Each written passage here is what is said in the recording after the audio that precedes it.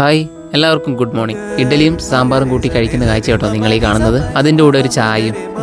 എനിക്ക് കൊണ്ടുപോകാനുള്ള വെള്ളമെല്ലാം ബേബി റെഡിയാക്കിയിട്ടുണ്ട്. നമ്മുടെ ബോബി ഉറക്കത്തിൽ തന്നെ കേട്ടോ. അങ്ങനെ നമ്മുടെ ഇന്നത്തെ പായസമൊക്കെ റെഡി ആയിട്ടുണ്ട് കേട്ടോ.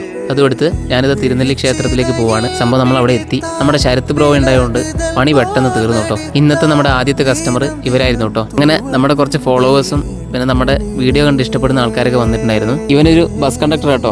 അതിന്റെ അഹങ്കാരം അവന്റെ മുഖത്തുണ്ട്. ഉറുമ്പുകളൊക്കെ ഓരോ തിരക്കിലാണ്. അതിനിടയിൽ പ്രകാശേട്ടൻ്റെ അടുത്തേക്ക് ഒന്ന് പോയിട്ടോ.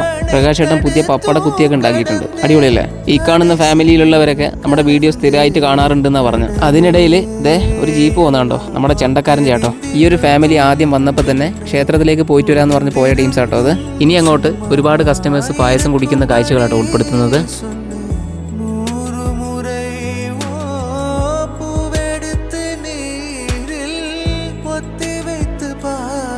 ഇവരായിരുന്നു നമ്മുടെ അവസാനത്തെ കസ്റ്റമർ.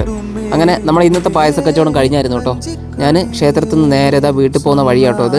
തിരുനെല്ലി ക്ഷേത്രത്തിന് താഴെ ഭാഗത്തുള്ള കുറച്ച് കാഴ്ചകൾ കാണിക്കാൻ വേണ്ടി ഞാൻ ആ വഴിയാട്ടോ ഇന്ന് വീട്ടിലേക്ക് പോയത്. വേനൽക്കാലം നെൽകൃഷി നടന്നുകൊണ്ടിരിക്കുകയാണ്. ഒരുപാട് കന്നുകാലികൾ പുഴ സൈഡ് മെയ്യുന്നുണ്ടായിരുന്നു. പിന്നെ നേരെ വീട്ടിലെത്തിയപ്പോഴുള്ള കാഴ്ചയാണ് ബോബിക്കുട്ടി ഷോക്സ് ഒക്കെ ഇട്ടിട്ട് ബോബിക്ക് കിട്ടിയ ഗിഫ്റ്റ് ഓളനെ എടുത്തിട്ടുണ്ട് കേട്ടോ. ഇന്നത്തെ ഉച്ചഭക്ഷണം ചോറിന്റെ കൂടെ നല്ലൊരു പുഴമീൻ കറിയായിരുന്നു കേട്ടോ. ഭക്ഷണം കഴിച്ചതിന് ശേഷം നേരെ പോയിട്ട് ബോബിയും ബേബിയും ഞാനും കാറ്റും കൊണ്ടിങ്ങനെ ഇരിപ്പാണ്.